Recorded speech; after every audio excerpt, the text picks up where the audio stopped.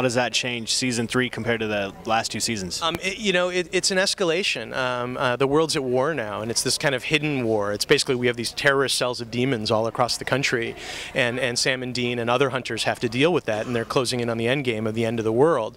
So, it really kind of opens up and escalates the mythology in an interesting way that, by the end of season 2, it's not so much anymore of what's this yellow-eyed demon doing and how can we decipher its fairly complicated plans. It's let's go to war, let's pick a side, let's save the world. Now, how is the relationship between the two brothers going to be different this season? Well, certain things are going to be different and certain things are going to be the same. The love and loyalty that they show between each other will always be there. At the end of the day, it's always been a show about family, which is, one of the things I think that makes it relatable. But Dean, has a year to live. And so he's looking to just kind of get his hedonism game on as much as possible and drink and, hook up with chicks and kill demons and have as much fun as possible. Sam, there's a lot of static with that because Sam is like, you are leaving me, you are abandoning me in a year and you don't even seem to care about it. So, there's still the same conflicts and the same kind of angst between the boys, but it just, it takes on a different level because we have a ticking clock where Dean's on the chopping block. Okay, so Dean has got 1 year to live. What does that mean for the series? What are you going to do when he dies? Or are you not going to give that up? Tune in and find out. That's all I can get out of you? Yeah. It's gonna, it's gonna twist and turn in some ways that we think are unexpected, and it gives a real great emotional basis of where these boys are and how dire they take the situations they're in.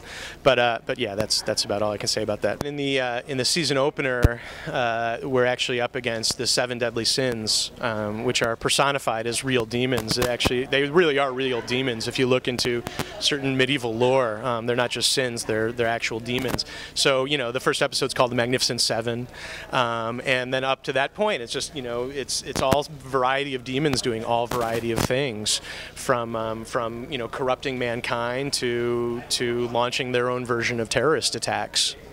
I tend to, I pay attention to the websites and the blogs, and and I kind of keep an eye on it as sort of like a kind of a real-time audience research, I tend not to take any specific ideas, but if there's one element that everybody hates across the board, or if there's one element that everybody loves across the board, we tend to pay attention to that. We are working on weapons because we have to fight these demons. So someone, and I won't say who, has discovered a demon-killing blade, so we can start slicing their throats open.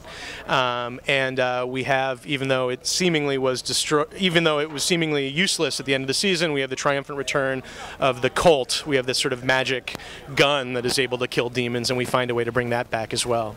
Jensen, he said that Tom Welling had made a guest appearance on the show, but just his arms were in the scene. It very well may have been. Those guys hang out, but I wasn't there. I was down south in Los Angeles, so I didn't recognize Tom's arms. Jensen pays a lot of attention to Tom's arms, so he would know what they look like, but I don't. My follow-up question to that is just real quick: is there going to be any crossovers with any other shows on the channel? There's no plans for crossovers at the moment. No.